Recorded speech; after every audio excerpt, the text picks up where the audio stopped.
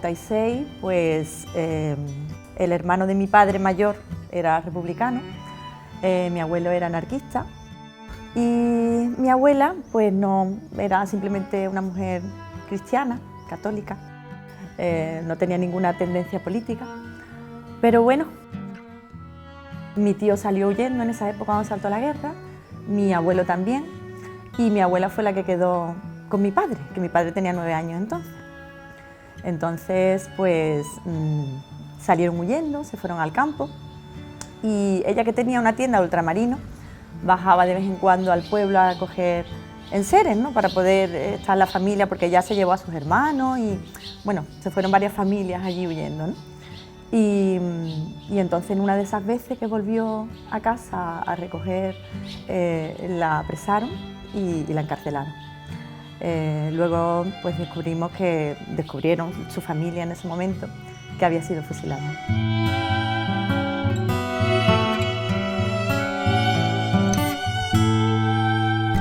Mi abuelo era cenetista, era anarquista y practicante. Mi tío fue el secretario general de la UGT. Y claro, aquí había una serie de señoritos, que siempre los ha habido, no ahora, sino que siempre ha habido señoritos, y aquí en Alcalá también, bastantes. Pues resulta que tenía en contra a Joaquín, porque Joaquín, algunos llegaron a decir que hasta que no viene la cabeza de Joaquín colgada en el reloj de la Alameda, pues no se moriría tranquilo. Mi familia, pues yo recuerdo cuando ya mi padre vino de la guerra. Mi padre era sargento en la guerra. ¿De qué bando? Del bando nuestro, republicano. Y mi tío, un tío mío que estaba con él, cuando termina la guerra, mi padre, claro, para salvarse se hizo pasar por soldado. Cuando ya terminó la guerra, que la guerra, como tú sabes, terminó en Sagunto. Mi padre estuvo en la guerra porque aquí no había guerra, la guerra estaba allí. Aquí lo que había era las 4 víctimas y los 4 que quitaban del medio a otro que no ellos querían.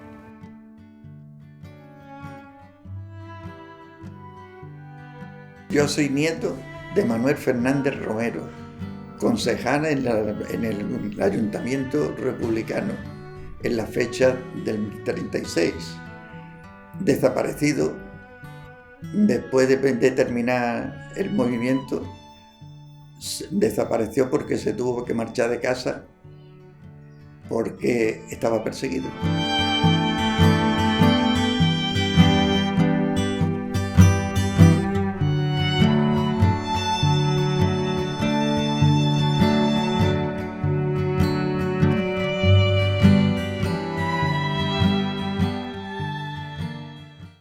Y cuando la República, pues sale una manifestación por toda la calle Real, y las manifestaciones, y en aquella fecha más, los chiquillos son los que más voces dan, más gritan y más. Y el alcalde, ya había alcalde nombrado, que era don José Sandoval, que lo mataron esta gente, pues se iba repartiendo banderitas republicanas. Y más bien me dio como a todos los chiquillos, una banderita, ¿no? Y nosotros todos pues allí nos metimos detrás pegando gritos, ya, viva la República, esto, lo otro. Y en vez de entrar yo, llegamos a la Alameda, que no estaba el bar, pero en vez de entrar en el bar, había un local grande que servía de teatro, algunas veces, ¿no? Y ahí este hombre dio una charla, un campesino. Y yo solamente recuerdo de que él hablaba de que no había estado en el colegio nunca y que ayudándose con los trozos de periódico y esas cosas así, había aprendido a leer y escribir y demás, ¿no? En fin, eso me se quedó a mí siempre que lo copié. En Alcalá de los Azules, el 14 de abril de 1931, se abre un horizonte de esperanza para la igualdad. Alcalá de los Gazules había vivido un siglo antes que se había caracterizado por el robo de tierra y el robo de recursos. ¿Qué había pasado con esos hombres y mujeres que accedían de forma libre y gratuita a esas tierras públicas? Como ellos lo interpretaron, es que se la habían robado. ¿Y se la habían robado quiénes? La viticultura jerezana, aquellos nobles y aquellos nuevos latifundistas que hay en Alcalá. Sin embargo, la gente de Alcalá no se queda quieta durante el siglo XIX. Pelean. ¿Y pelean cómo? Organizándose. ¿Y cómo se organizan? En asociaciones obreras. Fermín Salvoché, el 3 de octubre de 1869, llega a Alcalá de los Gazules y pone una proclama en la puerta de la iglesia de la Victoria. Una proclama que alude a los derechos del hombre y alude contra los tiranos. Esos tiranos fueron los que les quitaron las tierras a la gente de Alcalá. Mira, cuando cambió la República, aquí, frente al pueblo, hay una finca que le llaman La Loma. Y por este lado, hacia la carretera de Benalú y eso, había otra finca que le dicen Los Ratones. Bueno, pues, cuando la República nos sentábamos nosotros 4 o 5, ¿no? Y nos íbamos a la finca esa a hacer carbón, ¿no? Que la bandera anarquista eran unos cuantos rábanos y unos trozos de picón. Bueno, pues íbamos a la loma esa, uno, y otro íbamos a Los Ratones. Entonces, la Guardia Civil iba, y cuando ya tenía tu el onzo ya ardiendo y eso, que ya harto de arrancar los otros días cepa y eso, le metían fuego, se lo quemaban. Otras veces eran los guardas, unos guardas. Pero en fin, ya pudimos conseguir de que nos respetaran algo eso y le decíamos un boliche, 3 o 4 ceras de carbón, lo traíamos al pueblo y lo vendíamos y eso comíamos. Y con la monarquía no podía hacer eso. En Alcalá se proclama la República en el año 1931, en junio es Antonio Gallego Birlerio uno de los componentes de la corporación municipal y vemos que solo votan en Alcalá unas 1.200 personas, de las 6.000 que podrían haber votado, que esa cuestión se da también en los diferentes pueblos de la provincia. El 14 de abril de 1931 se proclama la República en el Estado español, pero en muchos pueblos como Alcalá ganaron los monárquicos. Claro, estamos hablando de un sistema electoral corrupto, que venía además desde tiempo inmemorial, en un sistema caciquista y caciquil andaluz, y también con una opción por parte de los anarquistas abstencionistas. Y después ya no será hasta las elecciones de febrero del año 1936, cuando gana el Frente Popular, cuando vuelve Antonio Gallego vuelve a la alcaldía y aparte vuelve el halo de júbilo y de esperanza a un pueblo que necesitaba un cambio. Luego después también hubo otra etapa en que la gente que estaba parada, pues el mismo ayuntamiento los repartía a los cortijos. Y los dueños se tenían que admitir. Si no te querían dar trabajo, se tenían que pagar el jornal. Hubo ciertas tensiones con diferentes propietarios del pueblo. En los archivos históricos de aquí de Alcalá de los Gazules nos narran en sus actas capitulares, por ejemplo, cómo en marzo y abril de ese año se detienen a los hermanos toscanos, que eran pertenecientes a la seda y eran oligarcas del pueblo. Entonces eso hizo también que se creara una tensión muy importante en el pueblo, porque esta gente, digamos, que estaban pendientes de lo que pudiera ocurrir y lo que después, meses después, se iba a gestar, que era el golpe de Estado, que en Alcalá fue muy rápido. Nosotros, dentro del sindicato, ¿no?, nos juntamos, por ejemplo, mira, en tal sitio hay una finca que está para segar. Y allí con 2 hombres o con 3 es lo suficiente. Pues entonces se juntaban estos 2 o 3, iban a la finca sin pedirle permiso al dueño ni nada, empezaban a segar. ¿Mm? Y cuando damos la peonada, entonces iban a cobrar y se pagaban, porque sabía que la peonada que había dado era justa. Eso era acción directa. La llegada de la República a Alcalá de los Gazules genera esperanza, y genera esperanza en ese sueño de tierra, ¿no? Y en ese sueño entre una población que mayoritariamente es jornalera, carboneros, jornaleros también, porque tenemos que entender que las vegas de Alcalá se cultivaban entonces, corcheros, también vamos a tener muy interesante cómo el gremio de los corcheros consigue mucho buenas condiciones de trabajo durante esa época. Y claro, esta gente se organizan, pero se organizan, y no nos olvidemos que el 11 de enero de 1933 ocurren los sucesos de Casavieja y ocurre la represión sistemática sobre los hombres y mujeres de Alcalá, que de una y otra forma fue una represión de la propia República. Nosotros siempre estamos preparados para un movimiento revolucionario. Queríamos la transformación social. Y nosotros jóvenes más todavía. Queríamos que eso se podía conseguir, ¿no?, de una manera tan fácil, ¿no? Bueno, pues había preparado un movimiento precisamente revolucionario por aquella fecha, y los de Casavieja fue que se adelantó. Fuera de la comarca ninguno se movió y ellos se levantaron. Nosotros mandamos de aquí a un tal José Fernández, que decíamos que no tenía vaso porque corría mucho, corría como los perros, pelado. Y este, por entonces no había carretera ni nada. Y mandamos a este como de enlace a ver cómo estaba aquello. Estuvo allí y vino para acá. Luego después este lo mataron, le decían de apodo Malacara. Y ya nosotros no nos levantamos. Ya nosotros lo que hicimos fue tirarnos a la sierra, porque la represión ya venía de Casavieja ya para acá y todo eso, ¿no?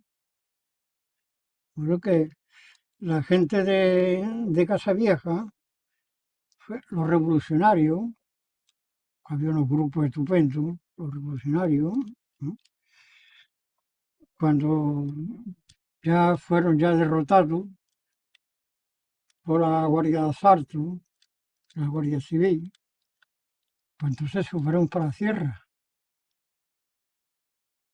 Y estuvieron en la sierra unos pocos de días, por todas esas montañas por ahí, ¿no? Y nosotros también estuvimos. Y hasta que ya fueron cogiendo presos, fusilaron unos pocos allí que no habían hecho nada, porque si hubieran hecho algo se hubieran ido, ¿no? Y de los nuestros, pues cogieron a unos cuantos, los cogieron y los metieron presos. Estuvieron en el puerto de Santa María y eso. Lo que provoca que efectivamente el Bienio Negro entre también en la propia Alcalá y en el propio gobierno, lo que lleva luego también como reacción a que se unan las izquierdas en el Frente Popular, y el 15 de abril del 36 otra vez renazcan los sueños y la esperanza de la reforma agraria y de acceso directo a los recursos del monte, que se abolieran las subastas de las leñas, que la gente pudieran acceder otra vez libre y gratuitamente sobre los recursos del monte. Y efectivamente ahí viene de nuevo la organización obrera y viene otra vez las posibilidades de entrar. Pero no nos olvidemos también que la derecha reacciona, y que la derecha reacciona montando la falange en Alcalá de los Gazules, que además traerán a uno de sus líderes, a Primo de Rivera, a la cervecería Alcalá de los Gazules, y dará un mitin. A partir del año 1935, Juan Armadio es elegido presidente de la Falange, y según palabras textuales de los archivos históricos de aquí de Alcalá de los Gazules, del diario de Falange, va a infundir nuevos bríos a la formación falangista. Va a dar una renovación, tanto ideológica como una frescura, para fraguar lo que después va a ser el golpe de Estado. No nos olvidemos que la derecha fascista está organizada y va a provocar ese golpe de Estado cívico-militar, y digo cívico-militar porque las clases adineradas de Alcalá de los Azules pusieron dinero para que se llevara a cabo el golpe de Estado el 18 de julio. Hay además, a principios del mes de julio, una reunión de Juan Armario con un alto cargo de la Falange en Medina, donde ya se ponen alerta todos estos faciosos que estaban en Alcalá y que iban a dar el golpe de Estado, para que se dé el golpe de Estado, para que estén alerta para lo que pase el 18 de julio. Es decir, van a venir al pueblo junto con los falangistas y van a tomar el ayuntamiento, a encarcelar a la mayor parte o a la totalidad de la corporación municipal, y la mayor parte de la corporación municipal va a ser asesinada, entre ellas el alcalde Antonio Gallego Villerio.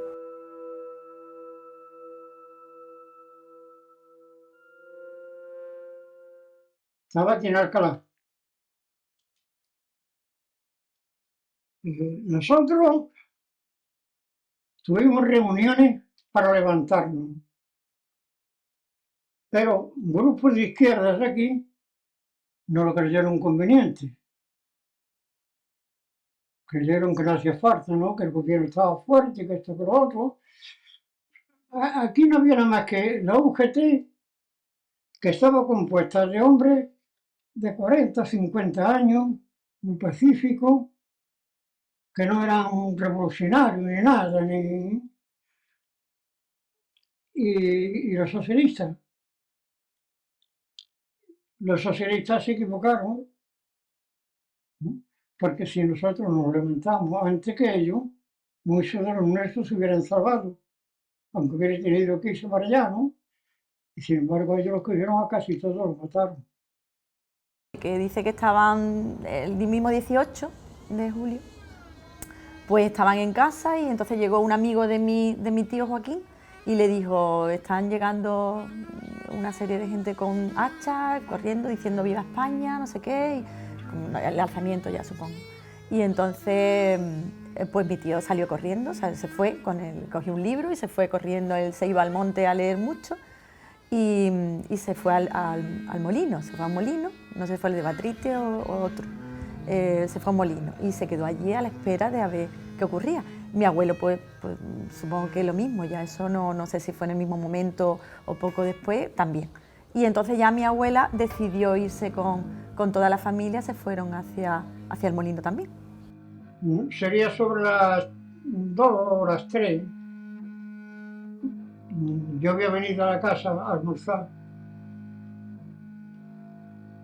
Y entonces, desde la misma casa, sentía algunos gritos muy grandes.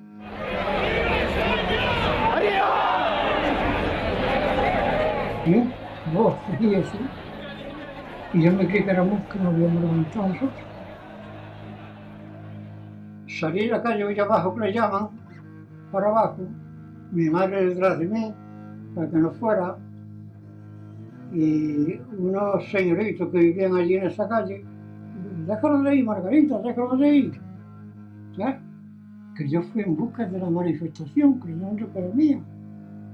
Y cuando llegamos a la poca calle esta que da la plazuela, ¿no?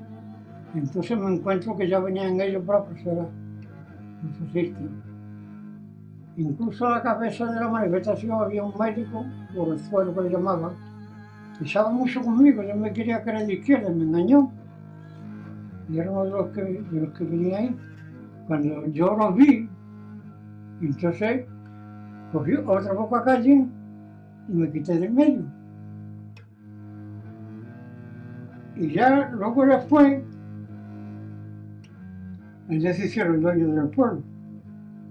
Yo había aquí en la calle Los Pozos una casa de un franjista, y en el pozo de la casa esa tenían ellos allí rifles y escopetas y esas cosas. Cuando salieron ya venía un grupo grande organizado. Se toma el ayuntamiento y se desarma completamente a la población. A la poca organización que hubiera de los diferentes grupos sociales del pueblo, digamos, trabajadores, corcheros, arrieros y todo este tipo de personas que se van a intentar organizar entre ellos, pues la falange alcalaína junto con RQT y con los diferentes oligarcas van a desarmar a toda la población. Van a incautar 400 hachas y aparte no va a haber opción a nada. Los sublevados van a ejercer una represión que va a ser una represión sin precedentes. Van a matar a medio centenar de personas en Alcalá, que sepamos todavía, porque todavía estamos en investigaciones intentando saber y recuperar la memoria de todas estas personas, y van a ejercer una represión en muchos ámbitos de la sociedad. Las cuadrillas de segadores, ¿no? Y los corcheros y eso que estaban todos en el campo, pues venían para el pueblo, ¿no? Y cuando vimos ya lo que había, pues enseguida pusimos controles para que no entraran. Por el momento que entraron, le dimos esa mano, ¿no? Y muchos de ellos ya, desde ahí mismos, previamente del trabajo, se lanzaron para la sierra. Y no cayeron en manos de esta gente. Ahora, el que iba a un mitin, a veces lo fichaba, había espías, entre medio del personal había gente de la falange o de la guardia pesada, que lo fichaba y a ese era el que caía. Aquí fusilaron muchísima gente de Alcalá. Uno de ellos fue Eloy Cereido, que ese hombre no se metía en nada, y no sé por qué lo mataron en los Pozos de Fuente, ahí cerquita antes de llegar a Chiclana, donde ponen que juegan con las motos y eso, pues ahí en ese mismo lado. Mataron a Eloy Cereido y unos pocos más, Antonio Lago, a otro, Juan no me acuerdo ahora el nombre. Total, mataron unos pocos ahí. Todo el que iba a mitin contrario. Luego después había otros presos que los sacaban de la cárcel y los llevaban al cementerio. En el cementerio se daba el caso que fusilaban 5 o 6, los que fueran, ¿no? Y a lo mejor quedaban algunos con vida. Y después de fusilarlo, lo echaban allí a una fosa.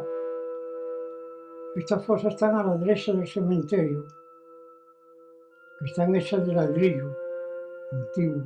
Un carril que va de ahí de la carretera que va para Casa Vieja, un carril que tira para abajo, que va hasta el pantano. Ahí mataron también gente. Los Pozos de Fuente, que le llaman. Los Pozos de Fuente. Que hay un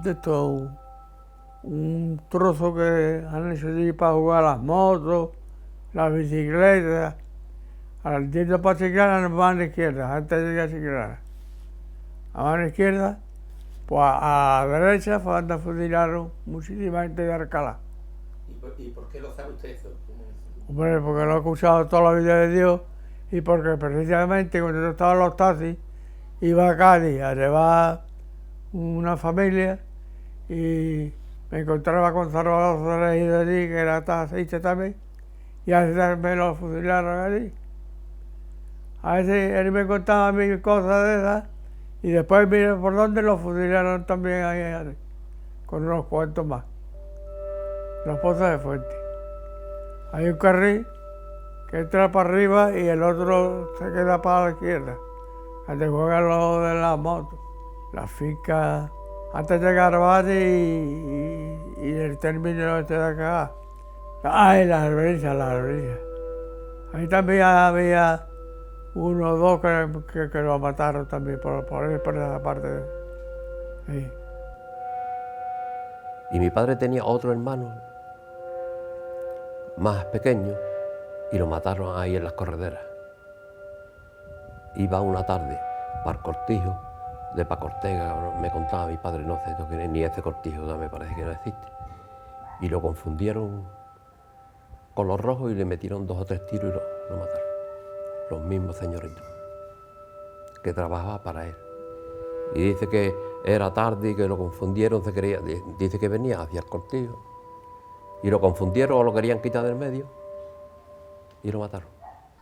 Estaba siendo perseguido. Se vino al campo a un cortijito que tenía y entonces vinieron una vez, se escondió Vinieron 2 veces, se escondió, pero la tercera vez dijo, ya esto no es imposible, porque al final me van a pillar.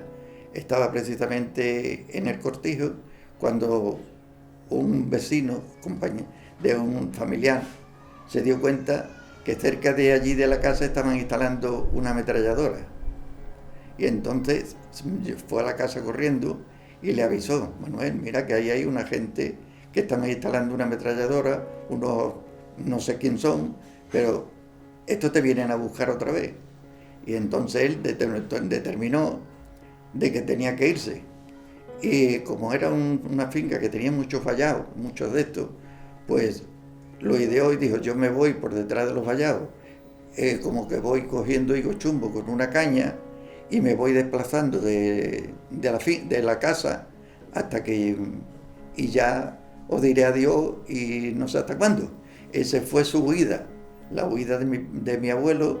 En esta fecha ya desapareció en dirección hacia Algeciras y ya nunca más hemos vuelto a saber de él.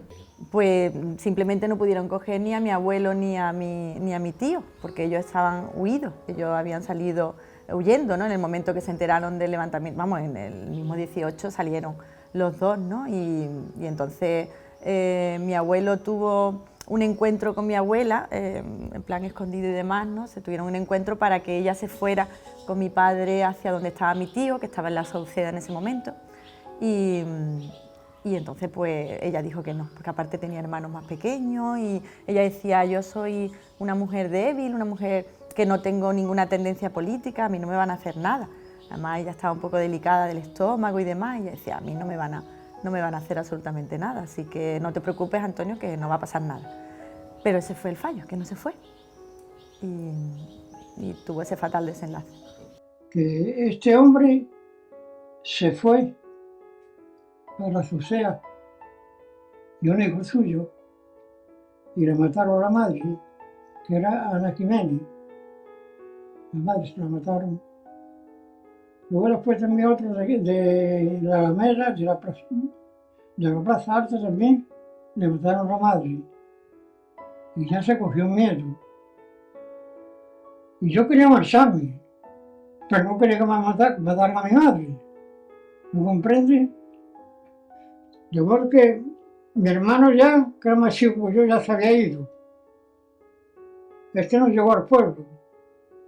Este estaba trabajando las corchas de ahí, pues se fueron para arriba, para Sauceda y eso. A partir del 19 de julio prácticamente, un día después del golpe de Estado, ya Alcalá estaba tomada por los fascistas. El día 26 de julio hay una narración importante para la historiografía del pueblo, porque aparecen unos aviones rondando la zona alta del pueblo que van en dirección a la Sauceda. Se equivocaron. Creo que esto lo ubique y por eso bombardearon. Eran aviones fascistas, concretamente de la Legión Cóndor, que iban hacia la Sauceda para iniciar la toma de la Sauceda y los bombardeos que se van a dar posteriormente allí. Dieron una vuelta por el pueblo. Todo el pueblo estaba entonces en la calle. Ya metió en el movimiento. Y empezó a bombardear. Y cayeron bombas para la calle de los Pozos. Algunas cayeron en el campo, donde una avionadera con Garbanzo, y allí cayó una bomba. Y aquí en el pueblo se dio el caso de que cayó una bomba y mató unos cuantos niños, todos hermanos. Y caen en la zona de la parte de la calle de las Brozas. La calle de las Brozas, en la esquina con el Horno de Luna, un horno centenario que tenemos aquí en Alcalá, y en ese bombardeo van a morir 2 niños y uno va a resultar herido. Bombardearon a Alcalá y cayeron 2 bombas, una allí en la entrada del callejón de Bernardino, que mató a 2 crías, y otra en mi casa, precisamente en mi casa. Entró por el tejado y se metió en un ropero. Hizo una explosión, pero por lo visto no era muy potente. Dejó toda la parte de arriba de la de esto hecha polvo, y mi madre la única opción que cogió fue salir corriendo con mi hermana, las mayores, entonces me parece que tenía 3, Pues ellos se fueron a la Sauceda, después creo que mi abuelo tiró para Málaga, que era una zona que estaba en un principio, bueno, pues estaba el bando, ¿no?, de ellos, y mi tío se fue hacia Madrid. Y al final, porque mi abuelo Antonio tenía un hermano que vivía en Madrid, y entonces mi tío Joaquín se fue hacia Madrid y se reunió allí con mi abuelo, y los dos se reunieron en Madrid. Después ya no sé cuál fue el proceso, pero después mi tío tiró hacia Francia, estuvo en un campo de concentración francés durante tiempo, y después se fue a Argentina, que estuvo toda su vida en Argentina. Él volvió después de jubilado y al poco tiempo murió, o sea, lo pudimos disfrutar un poquito. Posteriormente fue cuando ya se ubicaron en el campo y del campo nos regresaban por miedo a estar en Alcalá. Pero de todas maneras hubo una persecución hacia ellos porque mi padre y un hermano de mi madre estaban en el campo, en la Bovedilla, en un patio de corcho que pertenece al Jaustor, besando el corcho, porque mi padre escribía bien, o sea que estaba letrado, y era el que en la punta. Y se presentaron allí también a apresarlo, a mi padre y al hermano de mi madre. Yo entrábamos en un cortijo que era gente conocida nuestra, y mi madre una mañana nos vino a recoger algo de comer. Y al abrir la puerta se encontró un papel. Y este papel era una citación para que yo me presentara en el ejército. Ese papel yo lo llevaba. Y aquella noche cuando dije, hombre, yo he venido porque estoy parado en tal sitio y he venido porque me tengo que presentar al ejército. Le enseñé el papel. El papel. Sigue aquí todo el ratillo y cuando le pareció me dice, bueno, márchate. Digo, ¿pero para la cárcel o para mi casa? No, para su casa. Yo no me quería retirar porque se aplicaba la ley de fuga entonces. Yo estaba en una compañía de retaguardia y había otro muchacho mío, un compañero, que era del Castillo Lucuí, un pueblo de Jaén, que no era nada, pero quería pasarse. Y su familia la tenían al otro lado. Y también otro que era de Linares, que decían el torero. Y entonces empezamos ya a seleccionar a ver quién se presentaba en las filas rojas. Y había muchos voluntarios. Y este, que era aficionado a los toros de Linares, pues después que se quitó los calzoncillos y puso allí un trapo blanco arriba y empezó a subir cuesta arriba a donde estaban, ya todo esto había un cañoneo muy grande, cañoneo de un lado y de otro y tiriteo y demás, ¿no? Y le habíamos dado contraseña para pasarnos. Y entonces pues su compañero que me paso, y llegó allí. Y entonces le contó lo que había, que no era uno y dos, que eran unos 17, hombre, que era un grupito ya de respeto. Pero todos no nos pudimos presentar porque nos iban a recibir a tiro. Y este lo que hizo fue que regresó para que fuéramos todos. Y así fue. Entonces cuando mi padre terminó, en la fila se hizo pasar por soldado y lo licenciaron. Y se vino andando de Sagunto a Alcalá. Y durmió la primera noche en la venta de la Polvorilla, en la venta del Pino, ¿la conoce? Ahí durmió mi padre la primera vez andando de Sagunto ahí. Y mi tío, el otro, lo llevaron a Algeciras, a la cárcel como tanto, y al poco tiempo lo sacaron un día y lo fusilaron. Mi abuelo cuando sale, se va, estuvo en Málaga, ya no sé si por Valencia también, porque era otra zona que también era del bando de ellos, y después cuando el 39, que acaba la guerra, vuelven todos los que se habían ido, vamos, vuelven algunos, no todos. En este caso vuelve mi abuelo y va a la cárcel, y 2 años se tira en la cárcel. Entonces, después de esos 2 años, pues ya su vida, ¿no? Con mi padre y demás. Pero mi padre iba todos los días a verlo a la cárcel.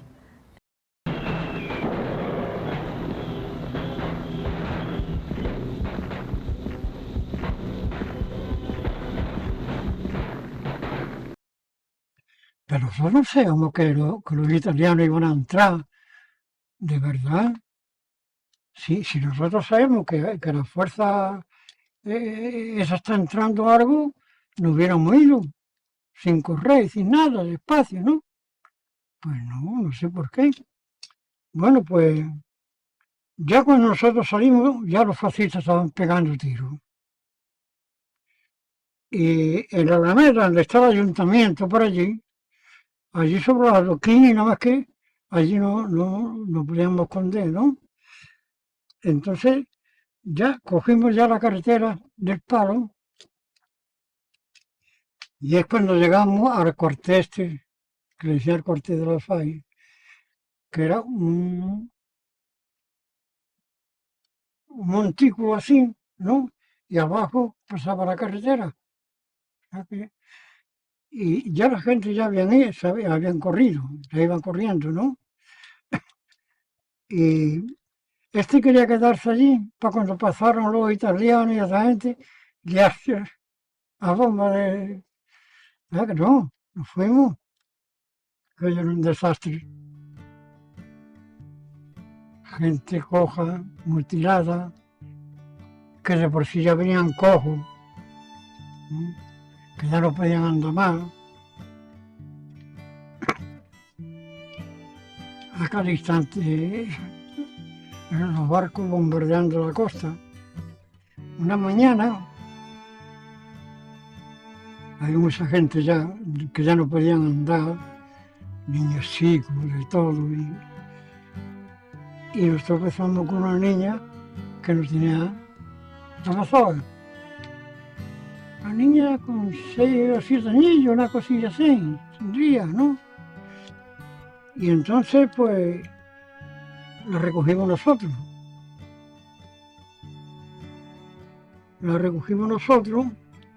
Pero ahora no tenemos nada que darle de comer ni nada. Y era valiente, este era valiente. Yo sí era valiente, que estuvo en la guerra conmigo, pasaba la línea roja, entraba en los pueblos, que yo no quería, pero bueno, pues llegó a Adra. Yo no entré en Adra, yo me quedé. Y la niña, ¿no? Y entró allí a ver si podía rebañar algo. Y lo que encontró fue una caja de peladillas, de eso que se venden en la eso, ¿no? Y ya la niña no comía peladillas. Y una vez la llevaba yo, otra vez la llevaba él, hasta que ya cerca de... Antes de llegar a Motriz, le entregamos nosotros a esta familia, a la niña, que era una mujer, otra menos mayor, y los otros niños que yo también.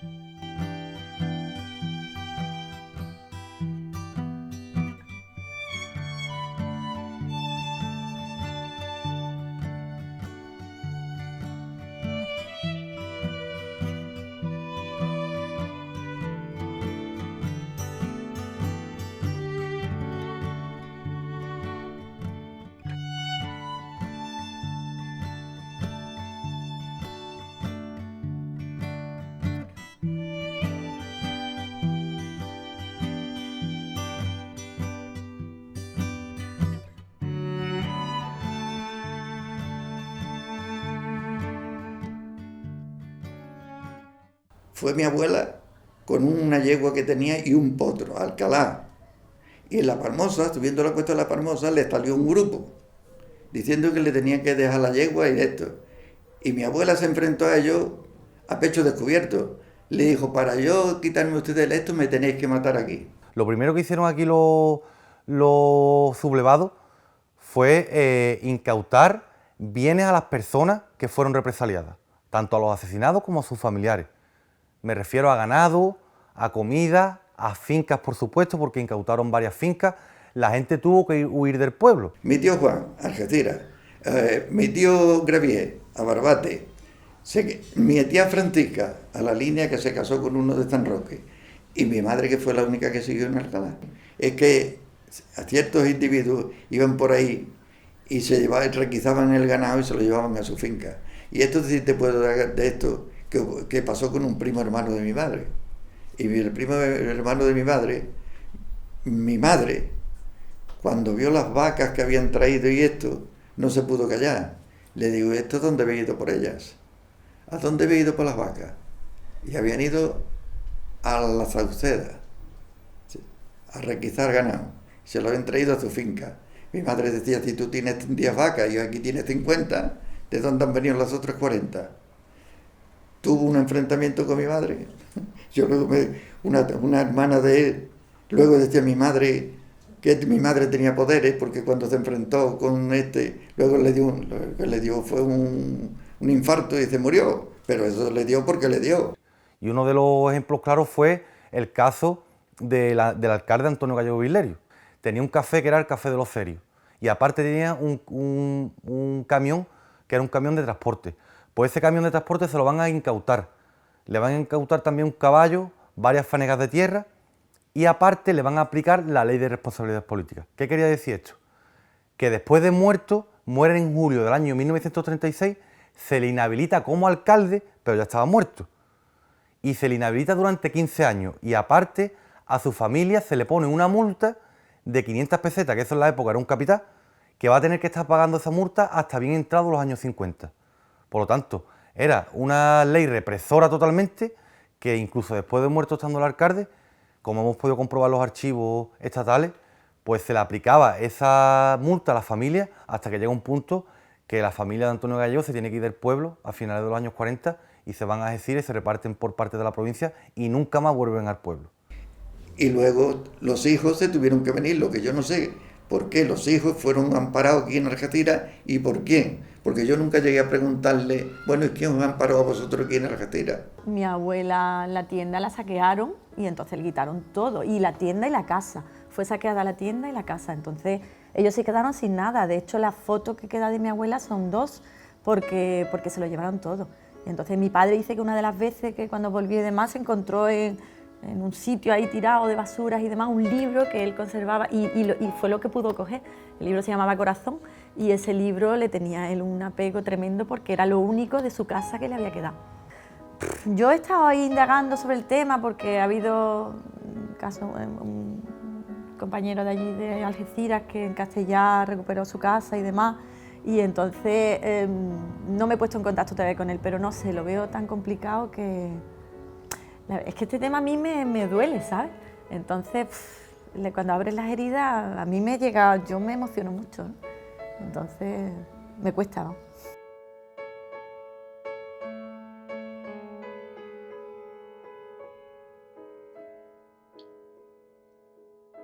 Antes de que esta gente entrara, cuando la guerra perdida, miedo. Yo era desertor. El delito de deserción es pena de muerte. Si caigo en manos del enemigo no tenía más remedio que caer, porque yo no podía defenderme, yo no podía ir a ninguna parte, ¿no? ¿Qué quería? Miedo. Miedo a la pena de muerte.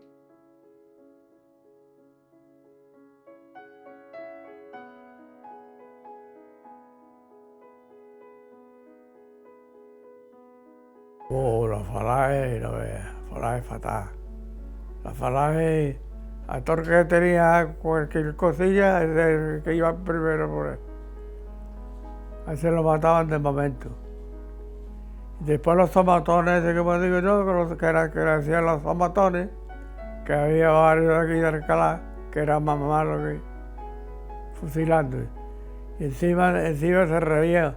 Cuando mataban a cualquiera, le ponían los pies encima y se le reía y se cachondeaban de él. La primera vez que hubo en Alcalá agua potable fue cuando con ese consistorio se hizo los pozos en Alcalá. Tú tienes constancia de los pozos que están, el pozo arriba, el pozo en medio y el pozo abajo. Bueno, pues eso fue durante el consistorio donde estaba mi abuelo. Mi padre con su cabeza alta siempre, y nosotros. Y yo soy rojo, ¿no?, como mi padre, y así me voy a morir, ¿me entiendes? Mi nombre es Lucia Jiménez García, soy nieta de Guillermo Jiménez García, bisnieta de Ana Jiménez e hija de Ana García. Yo creo que el primer sentimiento que te viene cuando te enteras de cosas así es rabia, mucha rabia, porque a mí personalmente la injusticia no puedo con ella, es una cosa como que te viene desde dentro, ¿no? Un calor que te viene desde dentro. De hecho, cuanto más me informaba, menos entendía ciertas posturas, porque eran cosas que no entraban en mi cabeza. ¿Por qué matar a gente que no ha hecho nada?